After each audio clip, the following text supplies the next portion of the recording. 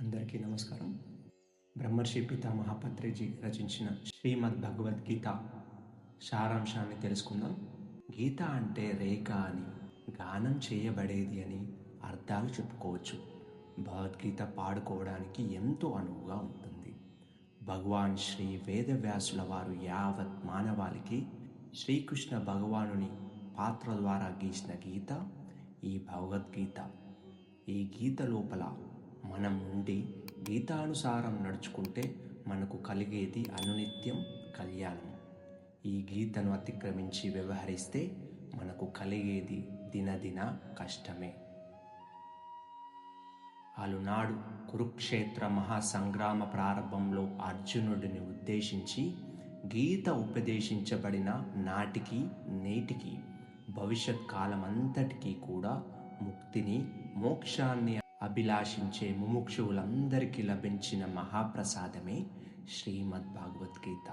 శ్రీకృష్ణ భగవానుని మురళి నుంచి జాలు వారినది అద్భుత మురళీనాదం అయితే, శ్రీకృష్ణ భగవానుని స్వీయ ధ్యానానుభవాల భాండాగారం నుండి వెలువడిన అమృత ధారయే ఈ గీతా జ్ఞానం.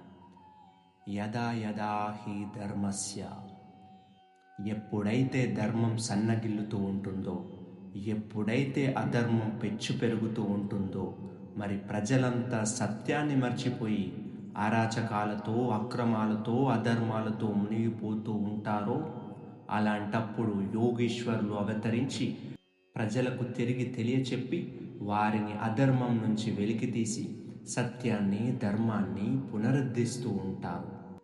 శ్రీ వేదవ్యాసుల్లాంటి మహాయోగీశ్వరుల సత్య ప్రబోధం కోసం ఎప్పటికప్పుడు పుడుతూనే ఉంటారు.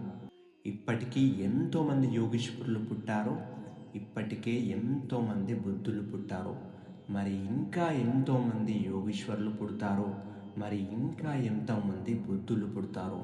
వీరంతా ప్రతి మానవుడు ధర్మంలో జీవించేందుకు, సత్యం వెలుగులోకి వచ్చేందుకు, మానవ జన్మల మహోద్ధరణకు తమ వంతు సహాయపడడానికి పుడుతూనే ఉన్నారు, పుడుతూనే ఉంటారు. ఉన్న సత్యం ఒక్కటే, మహాత్మా సర్వభూతాత్మ. ఈ యొక్క ఒక్కనొక్క సత్యాన్ని ఆధారం చేసుకొని జీవించే జీవితమే జ్ఞానయుత జీవితం. ఆ ఆత్మసత్యం నుండి వచ్చే మన ప్రవర్తనే పేరే ధర్మం. ఆత్మసత్యం తెలియనప్పుడు అసత్యంలో జీవిస్తూ ఉంటాం. అసత్యంలో నుంచి బయటకు వచ్చేది అధర్మమే.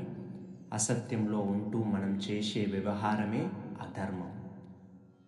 సృష్టి వ్యాప్త సత్యాలన్నింటినీ ప్రత్యక్షంగా అనుభవించి, మరి పరోక్షంగా సంకరించి క్రోడీకరించి శ్రీ వేదవ్యాసుల వారు బ్రహ్మసూత్రాలు, శ్రీమద్ భగవద్గీత మొదలైనవన్నీ రచించి ప్రజలకు సంపూర్ణ సమగ్ర మార్గదర్శకత్వం గావించారు. శ్రీ వేదవ్యాసుల వారికి మరి శ్రీకృష్ణుల వారికి నమస్కరిస్తూ, శ్రీమద్ భగవద్గీత విజ్ఞాన సారంలో మనం నిత్య జీవితంలో ఏ విధమైన జ్ఞానాన్ని కలిగి ఉండాలి, ఆ యొక్క జ్ఞానాన్ని పొందడానికి చేయవలసిన సాధన ఏమిటి, నిమిత్త మాత్రంగా ఉంటూ కర్మబంధాలలో చిక్కుకోకుండా కర్తవ్య కర్మచరణ ఎలాగా, ఏది ధర్మం, ఏది సత్యం, సత్యంలో జీవించాలంటే ఎటువంటి కర్మలు చేయాలి, ఎటువంటి జ్ఞానాన్ని సముపార్జించుకోవాలి.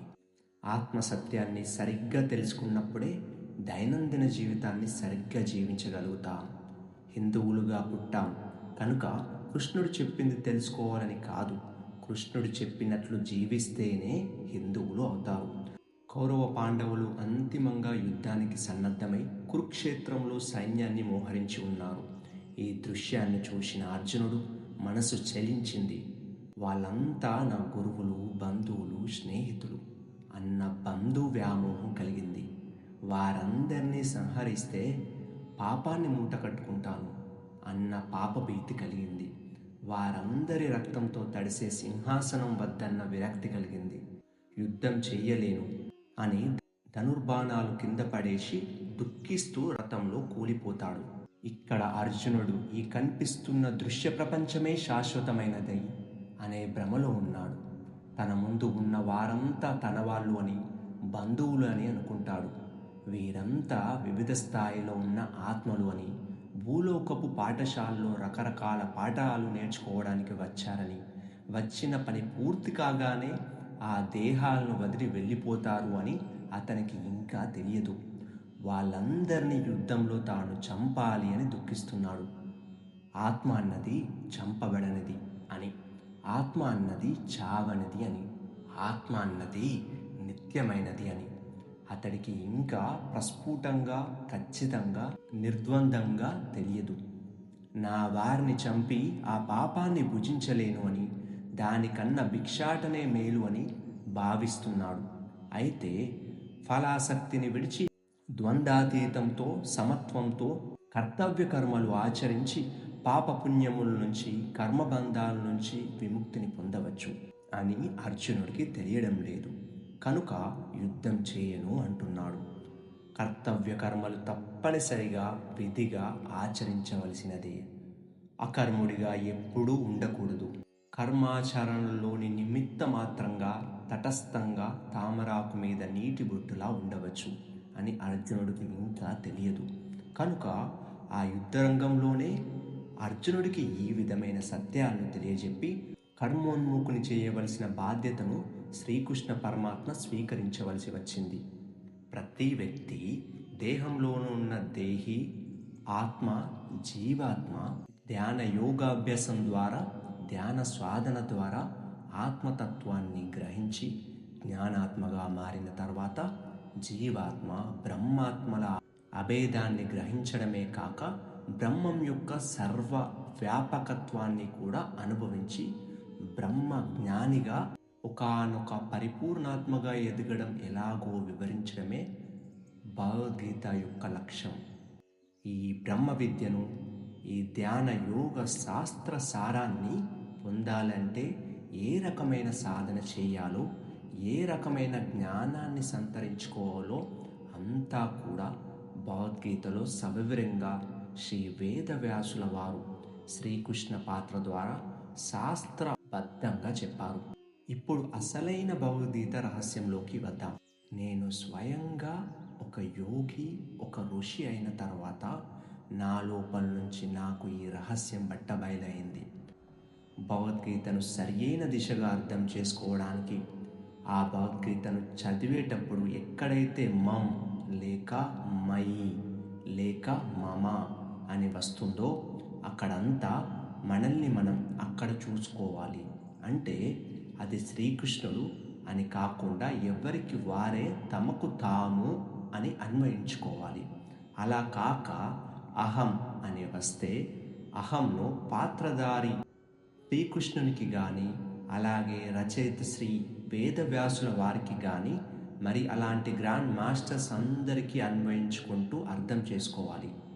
మామూలుగా అందరూ మాం అన్న, అహం అన్న రెండు శ్రీకృష్ణ పరమాత్మకే వర్తిస్తాయి అనుకుంటారు. కానీ అసలు సిసలైన భగవద్గీత అనే జ్ఞాన భండాగారం తెరుచుకోవాలి అంటే, అందులోని జ్ఞానసారాన్ని యథాయథంగా మనం గ్రహించాలంటే ఆ రహస్యం తెలిసి తీరాలి. యోమం పశ్యాతి సర్వత్ర సర్వం చ మయి పశ్యతి తస్యాహం వ ప్రణశ్యామి స చమేవ ప్రణశ్యతి. అన్ని ప్రాణుల్లోని మం అంటే తనను, అంటే తన ఆత్మను దర్శించేవాడికి, ఇంకా మయి అంటే తన ఆత్మలో సమస్త ప్రాణులను దర్శించగలిగిన వాడికి, అంటే ఆత్మ యొక్క సర్వ వ్యాపకతను గ్రహించిన వాడికి, ఆత్మజ్ఞానికి అని అర్థం. అటువంటి వాడు అహం నాకు కనబడకపోడు అంటే అలాంటి వాడి మీద నా దృష్టి ఉంటుంది, ఇంకా అతనికి నా మీద దృష్టి ఉంటుంది. అంటే సమస్త ప్రాణుల్లో తన ఆత్మను, తన ఆత్మలో సకల ప్రాణులను దర్శించే ఆత్మజ్ఞానికి మరి శ్రీకృష్ణ పరమాత్మకు తేడాయే ఏమీ లేదని అర్థం. సర్వధర్మాన్ పరిత్యాజ్య మమేకం శరణం వ్రజ అహం త్వా సర్వశాపేభ్యో యోక్షయుష్యామి మా శుచః. అన్ని ధర్మాలను వదిలివేసి నన్నే, అంటే శ్రీకృష్ణుడిని శరణు వేడు.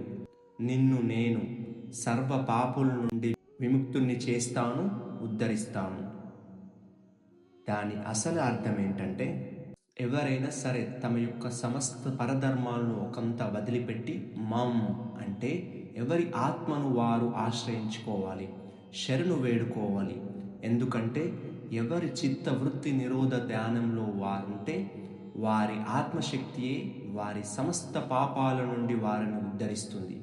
అప్పుడు అహం అంటే నేను, అంటే శ్రీకృష్ణుడు, మరి నాలాంటి పరమ ఆత్మలు నీకు సహాయంగా ఉంటారు.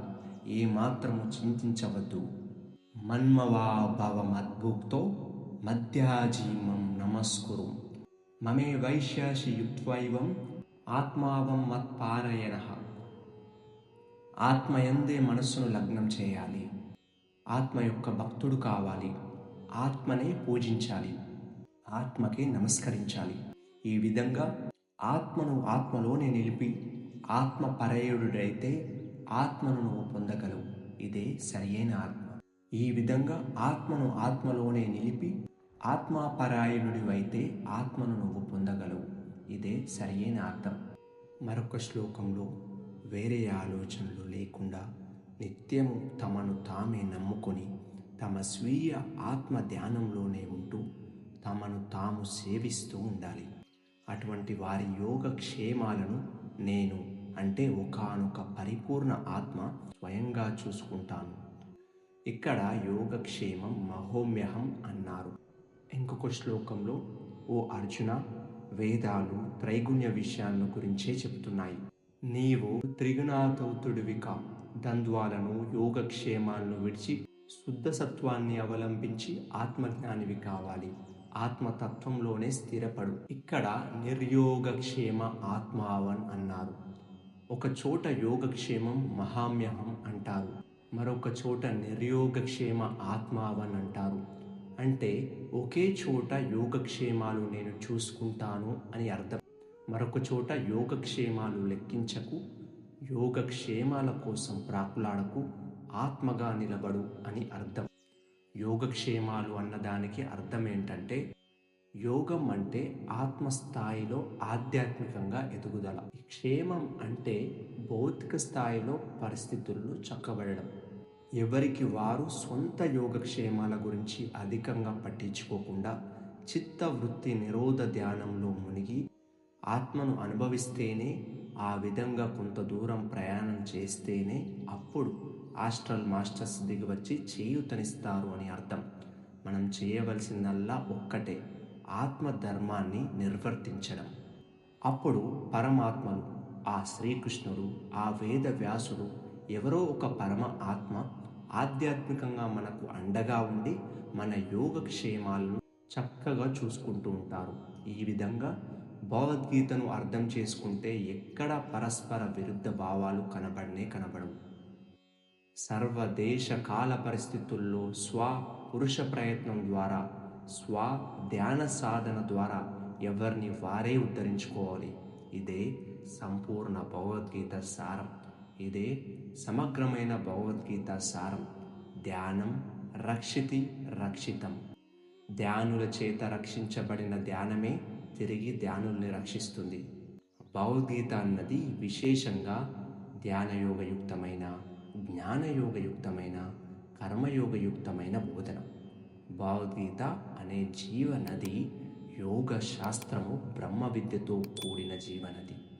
మానవుని జీవాత్మను దాని యొక్క అంతిమ గమ్యమైన ముక్తి సాగరానికి, మోక్ష సముద్రానికి సునాయాసంగా చేర్చుతుంది. శ్రీకృష్ణామృతం శ్రీమద్భగవద్గీత విజ్ఞాన సారంలో సాధనకు, ధ్యాన సాధనకు, యోగ సాధనకు, తత్ఫలితంగా కలిగే జ్ఞానానికి, ఆత్మజ్ఞానానికి, బ్రహ్మ జ్ఞానానికి అధిక ప్రాధాన్యతను ఇచ్చి అటువంటి శ్లోకాలను వివరించడం జరిగింది. అందరికీ ధన్యవాదాలు.